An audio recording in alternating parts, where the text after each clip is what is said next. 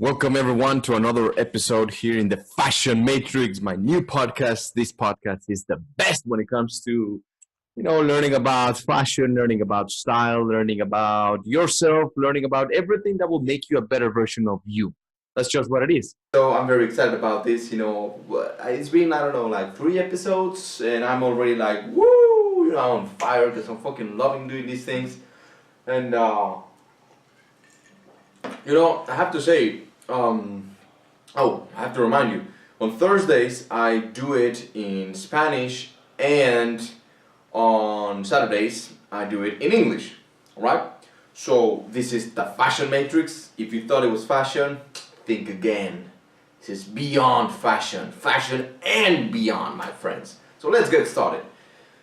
Normally I always do my podcast or my things teaching you something about fashion that has to do with perception, has to do with communication. But in here I wanna be more relaxed. That's why I have my little old-fashioned, because for those that don't know me, I love my whiskey, I love my bourbons, I love old fashions.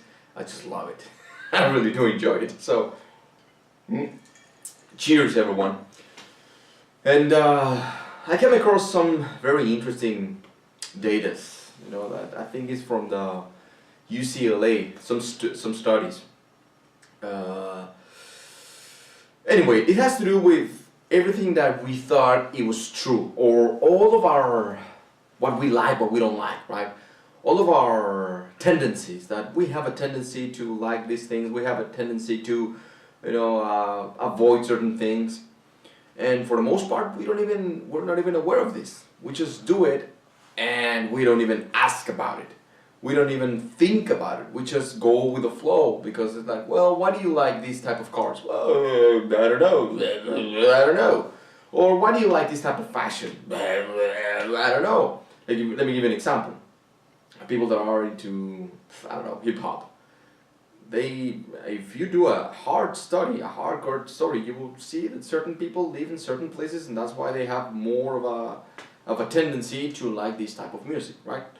So I know it sounds kind of like I'm judging and shit, but no, this is a study. Do your own goddamn research, or ask me about it, and I will send you the actual link of it.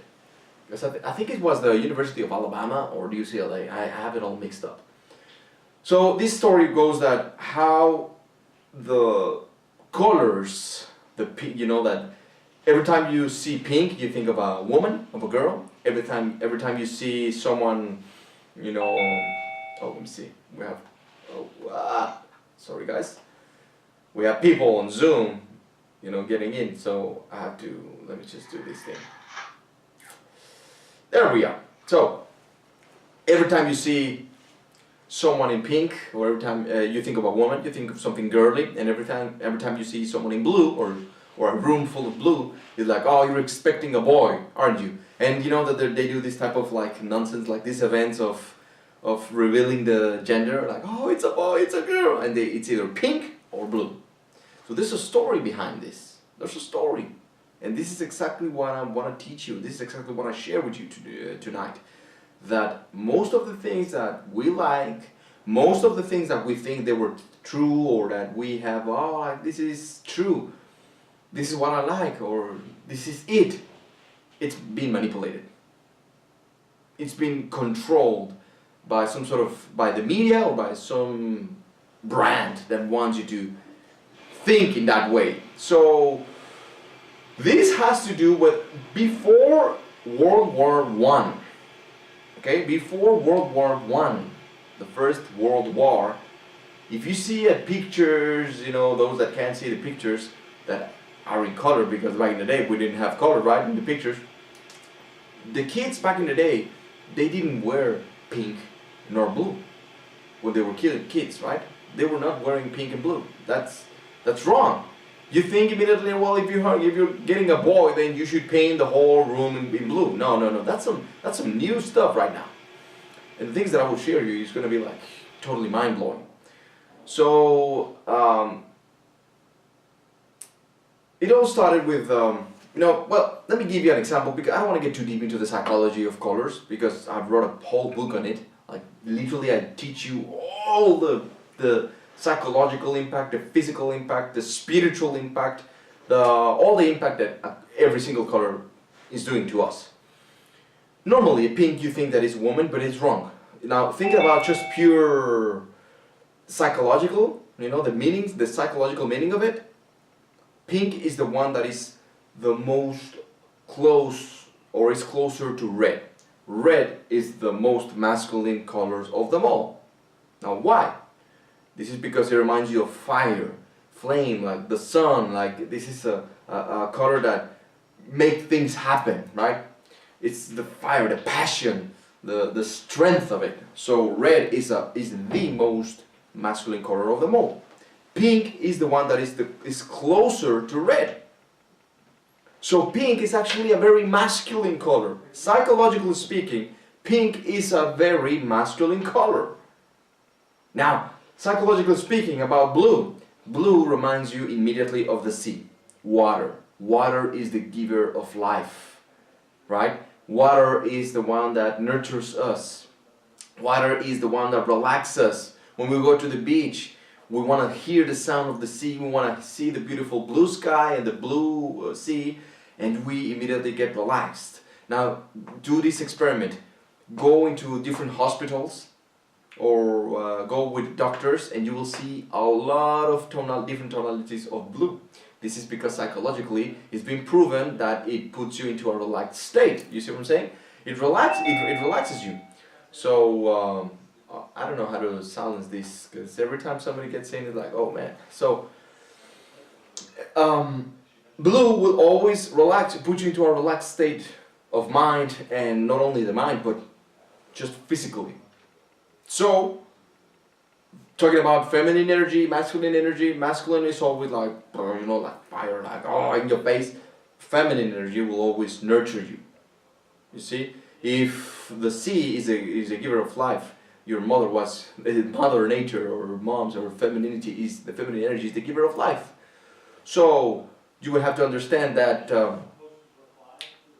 blue is a feminine color. Alright? With that being said, why the fuck do we think that blue is a color for boys and pink is a color for girls? We got it all wrong. You see, we got it all wrong. I'm not going to get into the whole story because I actually want to cover more things. After World War I, because of the whole Ottoman Empire and whatnot, certain dying I don't know if I'm saying it correctly, like dye, like the actual, like the pigments, certain industries were like united or migrated into the Western world, so we started seeing more colors in fashion, in many different things.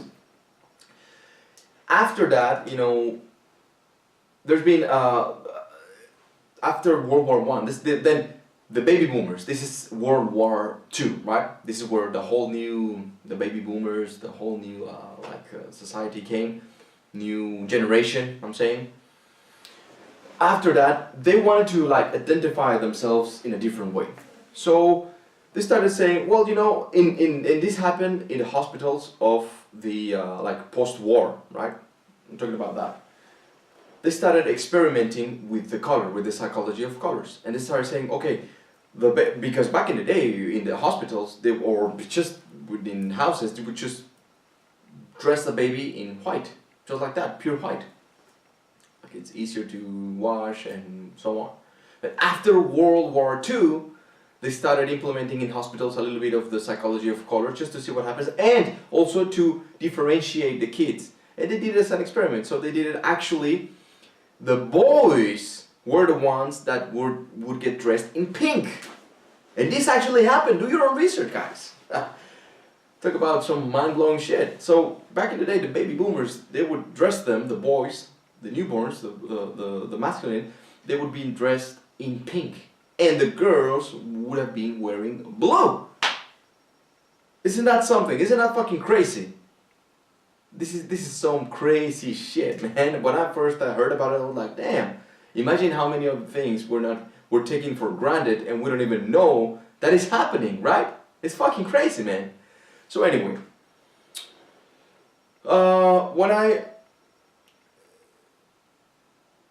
the feminists movement, right? The feminine movement, all this, the feminine and the feminine energy, all the feminists and all that, they started doing these things, right? The feminists were the ones that started going against the whole movement of, oh, why boys wear, why is it that boys can wear pink? Why is it that only they can wear pink? Why is it that only women get to wear blue? I mean, like, what the hell is the matter with this? Like, this is totally wrong, right? This cannot be, the feminists, you know how you are, socialist, and I'm like, no, it's totally crazy, I can't do this, I can't do that, I can do whatever the fuck I want to do. So they started to get the equal rights and all that. They started wearing pink. Women and the moms that started wearing their daughters with pink. So after a while, and this has to do with marketing, this is pure branding, this is pure marketing. After a while, the marketers start saying, well, to differentiate our products, because we have to segment our audience. It has to be, okay, this is for kids, this is for boys, this is for girls. How do we differentiate them? So because the whole movement started more going towards more pink, the ladies would be just as a statement, as a political statement of, like, I'm equal, whatever. They started saying, the marketers, the brands, they started saying, well, to differentiate, why don't we create our products for the boys in blue? Just to make it different, just to, make it a little bit different. And then for the girls, well, if they want to wear their pink, let them. We have nothing against them. They should wear more pink, we're okay with that. And that's how the whole goddamn thing started. And now, and this is not that long ago. I mean, this is like, I don't know, 50, 60, I don't even know how long, but this is at the beginning of the 20th century, right? It's so crazy, man. It's so crazy. And now we think that, oh, well, if I wear pink, I'm going to be, perceived as being gay. Or if I wear pink, I'm going to be perceived as a faggot. Or I'm going to be feminine. No! It's actually the contrary, man. Now, think about also, let me give you an example of how the wristwatch began. How we began to use watches as men, right? As a man. We began to use watches because back in the day, at the beginning, and this has to do with the war, again, this has to do with the First World War. Man, I'm talking a lot about a war. Shit. Gentlemen, they would used to get the pocket watch, right? That was the watch that they used to wear. The pocket watch. They will always get it like, you know, the one that with the chain, wear it with the suit, and the back in the day with the gentlemen's, right? So, but when World War I first started, the aviation started, it was a revolution, like the pilots and all that.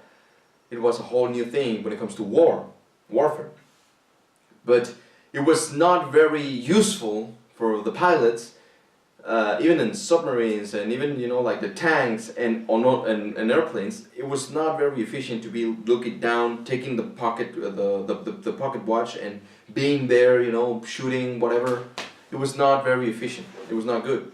So, because of the women, women, they were not allowed to wear pocket watches. So, certain jewelry companies started creating or implementing little watches into the bracelets of women. So, the first form of a wristwatch was made for women. So, the pilots of the World War I, and even World War II, but the pilots and all of these people, they started wearing the watches from their wives. They started wearing feminine, the watches for girls, made for women. So the army realized that, and they started developing a wristwatch for these guys. And there's a reason why we wear it on the left hand, because back in the day, if you were a lefty, you would be like, you would be an outcast. You would be like, they would actually force you to learn how to be a right-handed person. So because everyone is supposed to be right-handed, this is the most like active hand. We're always using it, this, that. and the left hand is supposed to be the more passive one, right? The most passive one. You don't use it as much. And back in the day, the machinery of those watches, it was so delicate. You had to do the like the string, like, and do like to make them work, and it was really delicate machinery. So that's why they wanted you to wear it on the left hand, because it was the more passive one, so that you wouldn't fuck up the whole goddamn watch. And that's how it all began. So there's a lot of men out there that they're like, well, I don't want to wear pink because I'm not this. Well, I don't want to wear, I wear my Rolex and all that. I'm such a big shot, and you don't even realize, you don't even know the story behind it, that you're wearing something that it was invented by women, right? Now, what's the point of all these goddamn stories? What's the point of all these, Pablo? You may ask, like, okay, yeah, whatever. The point is, how much are you doing? How much of you, or how much of the things that you want, how much of the things that you are doing with your life, how much of the things that you're wearing are actually yours? Can you truly say that? Is it because you made a conscious process and a conscious decision on them? It was like, okay, you know, I make a conscious choice, and I consciously choose to wear these things, consciously choose to speak in a certain way, to live in a certain place, to talk, walk, listen to certain music. How many of you can say that? I know that 99% of the entire population are not like this. They're not free enough to do it. They get manipulated by media, they get manipulated by brands, they get manipulated by the big shots, and you think you're free, but you're not free. That's the whole goddamn thing. You think you're being free, but you're not really free. You think that you're making your own goddamn decisions when it comes to, I'm gonna post this, I'm gonna do it, I'm gonna create my own social account, I'm gonna be an influencer. You think that, you don't think that there's people studying all of these things, like they have hundreds of people studying how we behave. You don't think that we're being manipulated all the fucking time? Now what the fuck does this have to do with what I do, the fashion matrix and all this? Well, I'm a manipulator. I'm a master manipulator of perception. That's what an image consultant does. That's what you understand. That's what the power that you acquire when you start studying imagology. When you start studying the science of image. You start studying communication, perception, all of these things. So we are being manipulated. A lot of brands are paying billions of dollars just to create a certain perception in your mind, to create certain mental images. So you may be walking around saying, well, I like this and I don't like that. Wait a second. How the fuck do you know if you like it or if you don't like it? Is it really your own opinion? Did you come up with that assumption on your own? Or is it because you've been hearing it? Or is it because you were born in this country? Is it because you read it on a fucking magazine? So let's tie this in with fashion. How many of you guys, and I say guys, or it could be girls, how many of you beautiful people out there that you want to improve with your fashion? Because I get this a lot all the time. I get clients all the time that they do want to improve. They do want to step the fuck up with their style. They do want to do something different. They do want to stand out, be different. They're hungry for more. But these social stigmas, this manipulation, these wrong perceptions, they are like a ghost that is hunting them all the time. And it is nothing but a story. It is nothing but bullshit. It is nothing. You can change it on an instant. So you may be saying, well, I want to wear this, but I don't know. Like, I have a bespoke suit. For those that don't know what a bespoke suit is, it is a suit made from scratch. Like no one else in the world, no one else in the world has it.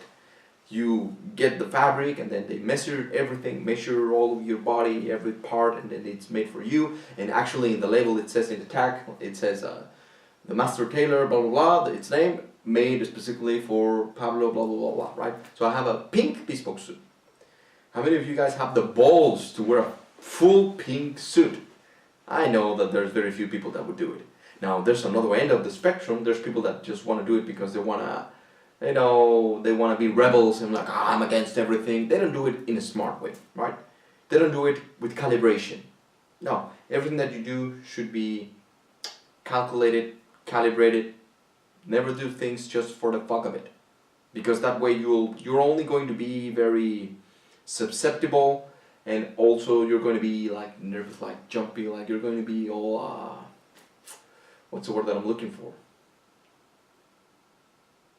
You're always going to be very jittery, you know, like you're not going to be calm. You're not going to make decisions with your consciousness. You're going to make decisions because you are very eager to, you're easy to manipulate.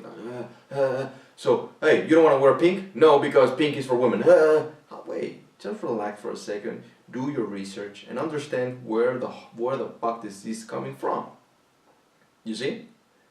So, my point is, be free, my friends. Be free. Be free of all this nonsense. Be free of all these wrong perceptions, of all these manipulations. I want you to just think for yourself, god damn it. Back in the day, the Jordans was it was the best tennis shoes that you could possibly wear. Those that are old enough would remember, like, the Jordan tennis shoes, yeah. I'm such a cool kid because I'm wearing Jordans. Now, I don't know, it's Gary V's new sneakers, right? Like, man, I'm telling you, they're just regular fucking tennis shoes, right? They're regular sneakers. They're pieces of shit. I don't give a fuck if he's Gary V, if he's Jesus Christ. It's just regular fucking tennis shoes. But the branding behind it, the history behind it, it makes you feel like you're being empowered. Like, it's almost like, oh, if I wear these tennis shoes, I'm almost like, I become Gary V. I become like, oh, empowered and I'm a hustler, all this stuff. No. That just explains the power of, the psychological power of clothes. Because clothes have frequency, yes.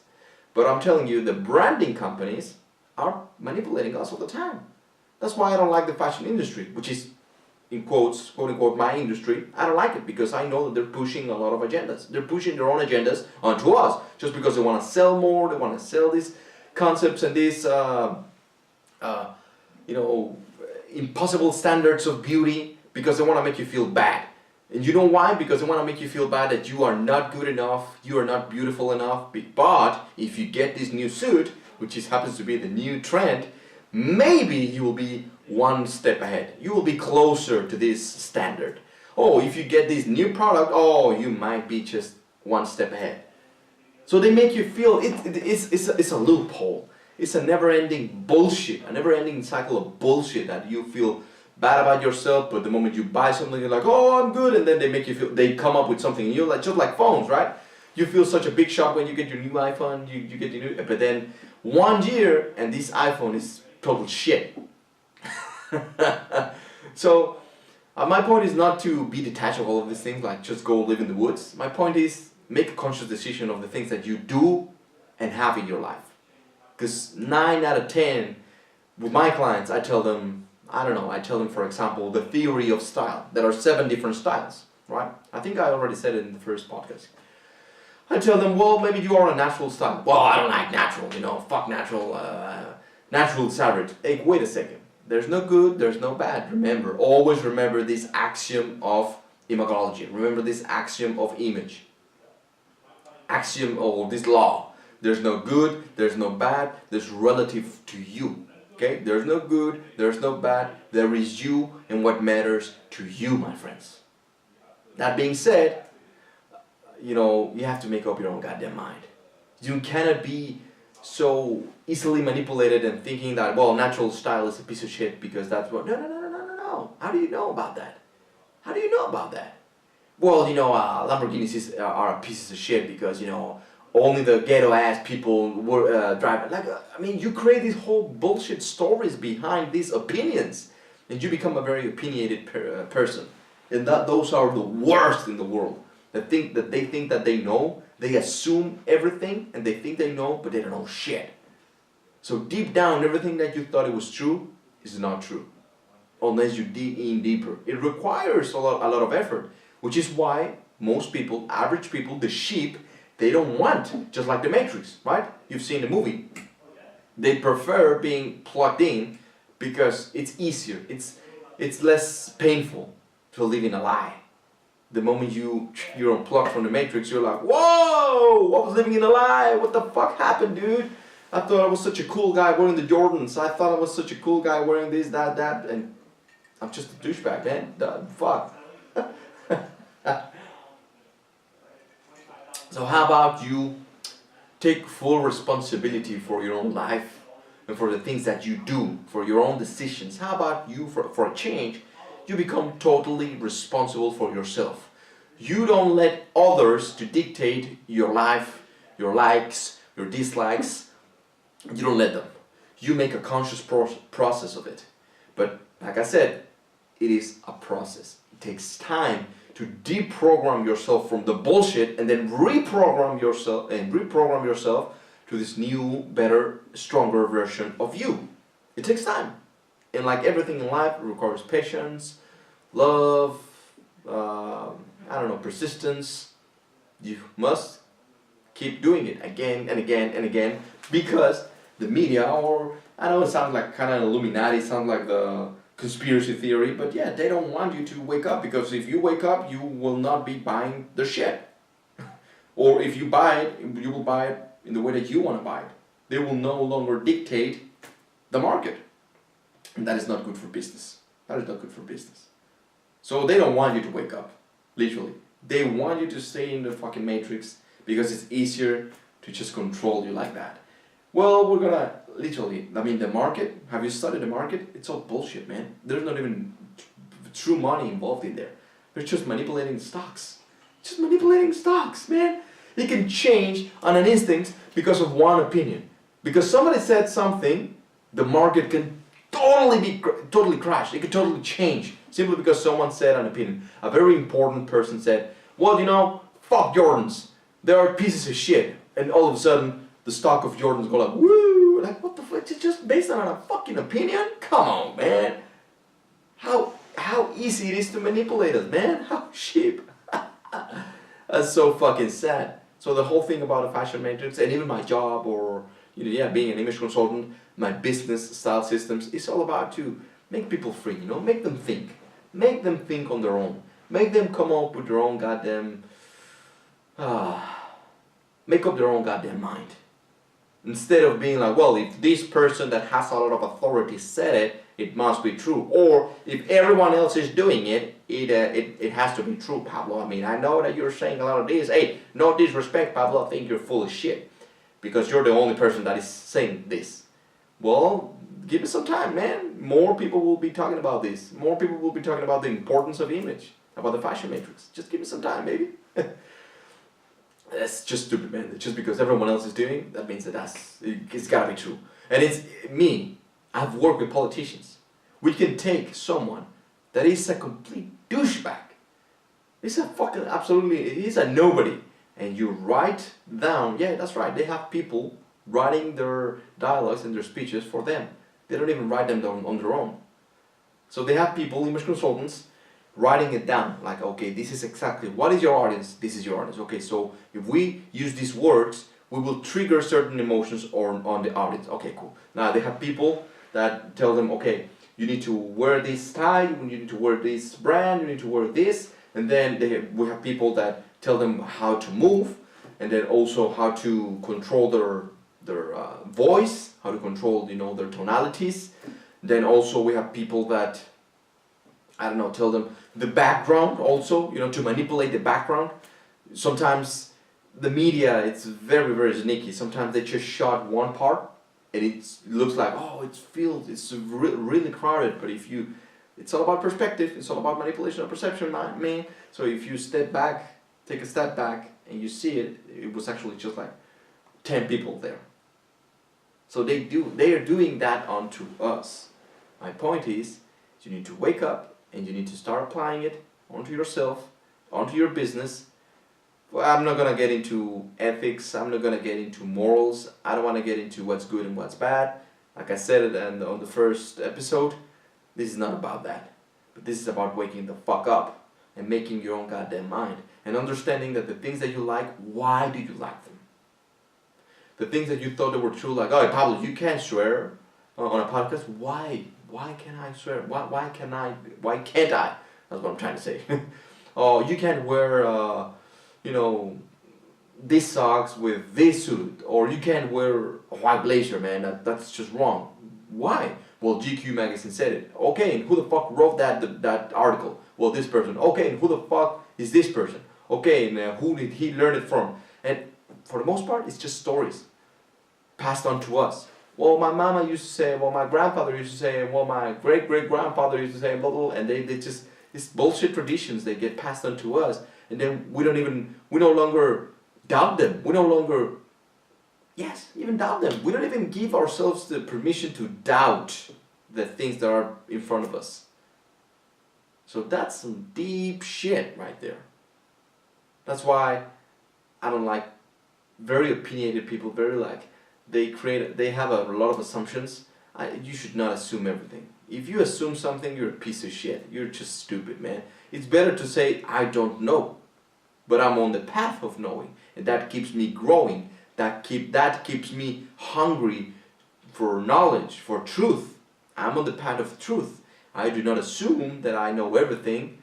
I'm on the path of truth. I know nothing. That's why one of the greatest philosophers used to say, the only thing I know is that I know nothing, right?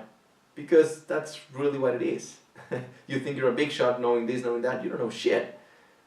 And the more you think you know, the more of a douchebag you will become, because you will just be assuming like, oh, who is this guy trying to teach me about fashion? And I already know about it. Oh yeah, I already know about it. Hey, do you know that you should actually not be drinking a lot of water? Oh yeah, I already know about it. Even that, guys, even that. Do you think that you should be drinking water all the time? Nah. Do your own research, my friends. Do your own research. Let's say vegan. We can talk about being vegan, right? I'm vegan. I know a lot of people. The other day I was at a friend's house, and one fat piece of shit tried to get into a fight with me, simply because I said, well, you know, I was talking about being vegan. That's it. I was not in anybody's problem. I was talking with my girlfriend, and he said, "Whoa, don't get me started. Don't talk about being vegan, because you and I we'll get into a fight. I will bust your ass." I'm like, what the fuck? Like, do you even hear yourself? What the fuck's the matter with you? What the fuck? Because there's a lot of misinformation out there, a lot of manipulation. Oh, but where do you get your protein? Oh, you must drink 2 liters of water every day. No, you don't. No, you don't. I mean, have you ever studied about that? Have you ever done your own research? No, then shut the fuck up. That's why it's better, that's what I'm saying. It's better to say, I don't know. But that does not make me an asshole or an idiot or an ignorant person. I'm on the path of knowing. I keep searching, I keep learning, I keep improving, I keep learning new things in the path of truth. So this is food for your thought, my friends. All the things that you thought they were true, you must doubt them. Why you are getting dressed in the way that you're getting dressed, doubt that. And then recreate yourself from pure consciousness. You make a conscious decision of it. You're like, you know what, man? I decide to wear these things. But because I know the history of it, I understand what I'm doing. There's a purpose, I understand it, and it's congruent with me and with what I do and what I want in life. Oh man, that's when you get to a whole different level. You become unstoppable, you become memorable, you become undeniable, you just become a pure beast. Because most people, they don't doubt everything. They're just like, oh, okay, well, if GQ says that Gap is the new store, I must get everything at Gap. Why don't we go to Gap? God damn it, man. Oh, fuck. Don't get me started again, because I'm just gonna get in one of my rants that I just fucking hate seeing people so stupid. So stupid. You must wake up. But maybe I'm not for everyone. I'm just for the elite, right? I'm just for those that are woke F. I always make fun of this lingo, this millennial lingo, like F, elite, all this shit, right? It's so funny to me. So I guess I will wrap it up. I will finish up my drink, my old fashioned. Let's wrap it up. Okay, guys. Just remember to have a conscious process, active process on building your own decisions, and you have a responsibility for it. Otherwise, you're just a danger for society. Not only to yourself, but to society as well. You become very opinionated. That's why I don't like Mexicans. Well, why? Have you ever met one? No, but I don't like them. Okay, cool. Well, I don't like black people. Why? Well, because they're just black. Oh, okay, cool. Well, I don't like white people. Why? Well, just because they're blue-eyed. Well, okay, cool. Come on, man. And this applies onto everything. I don't like pop music. Why not? Well, because blah, blah, blah. Where did you get that from?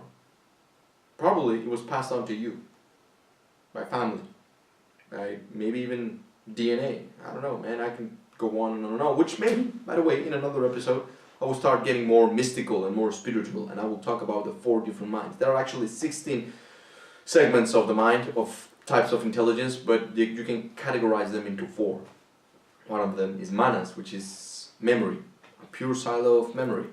And this memory,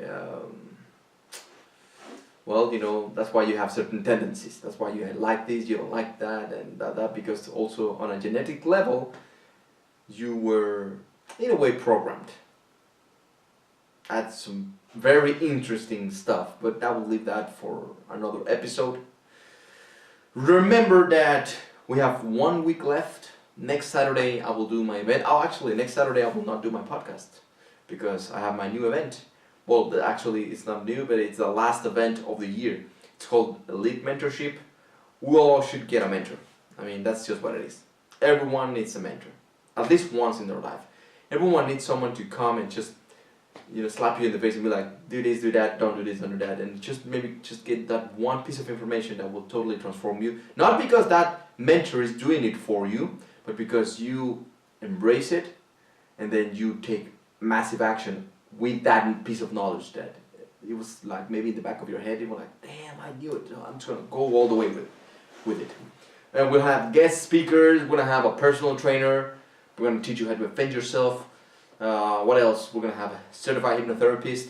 We will put you into hypnosis, into a trance, to destroy all your limiting beliefs.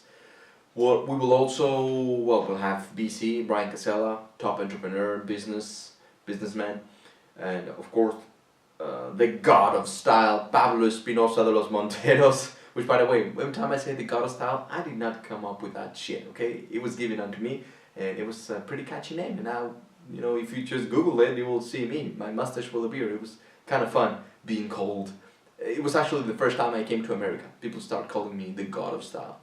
Actually, my mentor was the one who told me, well, this is the god of style. Let me introduce you. And I was like, wow, thank you. He invited me to the podium. And I was like, pretty fucking cool.